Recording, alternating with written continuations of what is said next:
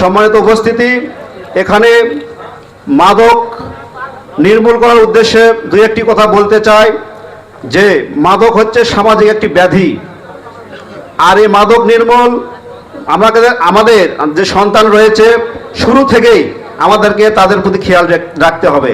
কেননা আমরা যে সন্তানদেরকে জন্ম দেই, দেখেন একটু খেয়াল করে দেখেন, তারা কিন্তু মা বাবা ভাই বোন কাউকে ডাকতে পারে না। তাদেরকে ডাকা কে শেখায়? মা বাবারাই শেখায়।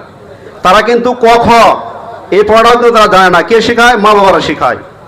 তো আমাদের সন্তান জন্ম দিলেই হবে না, তাদের ভালোবাসতে হবে, শাসনও করতে হবে, খেয়াল রাখতে হবে আমার সন্তান কীরকম প্রকৃতির ছেলেদের সাথে ওঠা বসা করতে, সেটা আমাদেরকে খেয়াল করতে হবে। আমাদের সন্তানদেরকে বোঝাতে হবে যে এই রাস্তা খারাপ, এই রাস্তা যেতে পা দেওয়া হবে না, এদিকে যাওয়া যাবে না। তো তাহলেই মাদক নির্মূল হবে। এবং যে একটা আইন, প্রশাসনিক যে ব্যবস্থা, সেই প্রশাসনিক ব্যবস্থার যদি ভিত্তিটা শক্ত হয় তাহলে এটা পুরোপুরি নির্মূল করা সম্ভব। কারণ একজন মাদকাসক্ত মাদক সেবন করছে, আমি হয়তো বা দেখেন বা গ্রামের লোকজন তাদেরকে ধরে দেওয়া হলো, প্রশাসনের কাছে সোপর্দ করা হলো, করার পর 7 দিন পর তারা আইনের ফাঁক দিয়ে বের হয়ে আসে বৃদ্ধ আঙ্গুল দেখায়, কি করলা।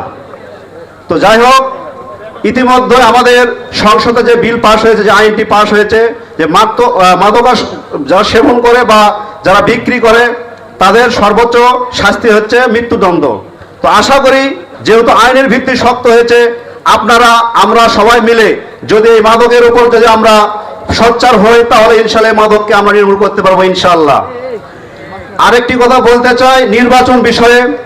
আমাদের আগামীতে স্থানীয় সরকার নির্বাচন, ইউপি নির্বাচন। তো যেহেতু আমি একটি দলের প্রতিনিধিত্ব করে, আমি ওয়ার্ড বিএনপির সাধারণ সম্পাদক, আপনারা জানেন। তো সেই ক্ষেত্রে আমি বলতে চাই, বিএনপি দল তো আওয়ামী লীগকে মনে হয় নমিনেশন দেবে না, দিলে বিএনপি যারা করে তাদের মধ্যে থেকে বেছে একজনকে মনোনীত করবে। তো বিএনপির মধ্যে থেকে যাকে মনোনীত করুক, আমি ব্যক্তিগতভাবে তাদের হয়ে কাজ করব, পাশাপাশি আপনারাও কাজ করবেন, এই আশা, এই প্রত্যাশা রেখে সকলের সুস্বাস্থ্য দীর্ঘায়ু কামনা করে আমি আমার সংক্ষিপ্ত কথা বলা শেষ করছি। ধন্যবাদ সবাইকে। আসসালামু আলাইকুম।